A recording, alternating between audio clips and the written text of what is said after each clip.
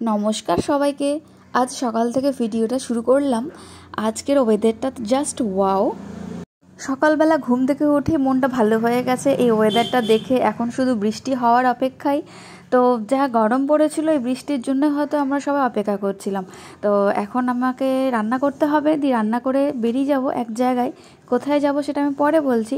আজকের রান্নার আইটেম হচ্ছে ট্যাংরা মাছের ঝোল, আর আগের দিনে চিকেন ছিল। আজকের এটাতেই কাজ হয়ে যাবে। আজকে আমি আমার এই ভিডিওতে কয়েকটা কথা আমি বলতে চাই। কেউ কিন্তু পার্সোনালি নিও না। সময়ের সাথে কিন্তু সব কিছুর সাথে তাল মিলিয়ে আমাদেরকে চলতে হয়।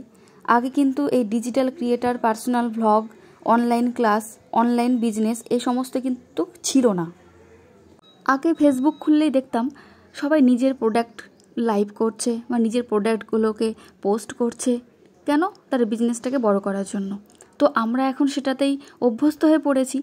আর এখন বর্তমানে আমি যা দেখছি সবাই লাইভ করছে, আমার মতো অনেকেই ভ্লগ করছে। এটা নিয়েও কিন্তু অনেক কন্ট্রোভার্সি হচ্ছে। কিন্তু এত কথা, এত সমালোচনা কেন হচ্ছে জানো? এই যে কিছু কিছু যারা পার্সোনাল ভ্লগ করে বা যারা মিনি ভ্লগ করে তাদের জন্য। কারণ তাদের ভ্লগগুলো কিন্তু আমিও দেখছি। তাদের ভ্লগে কিন্তু কিচ্ছু থাকছে না, শুধু একটাই ওয়ার্ড থাকছে, দেখো গাইজ আমি আজকে এটা করছি, দেখো আমি না রান্নাটা করে নিলাম, দেখো আমি এখন লবণ দিয়ে দিলাম।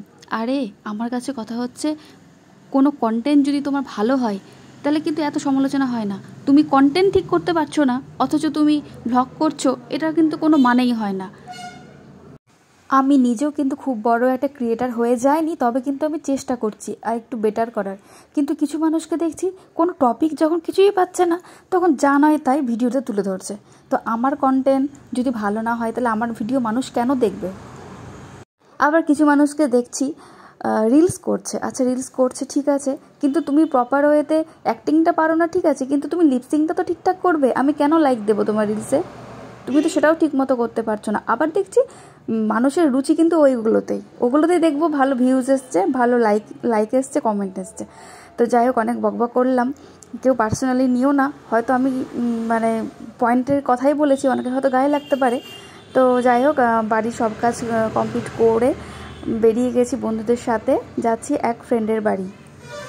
এখন আমার একটা কথা খুব মনে হয় যে আগে যখন স্টুডেন্ট ছিলাম, পড়াশোনার সাথে যুক্ত ছিলাম, তখন পড়াশোনা কমপ্লিট করে, টিউশন কমপ্লিট করে বন্ধুদের সাথে আড্ডা দিতে যেতাম। আর এখন সংসার হয়ে গেছে, সবাই নিজের বাড়ির কাজ কমপ্লিট করে আমরা মিট করতে আসি। 2 থেকে 3টে ফ্রেন্ডের নাম নিতে চাই। এক হচ্ছে লাবণ্য, যার বাড়ি বালুরঘাট। একজন হচ্ছে বুনিয়াদপুর, মীরা, ন্যানা।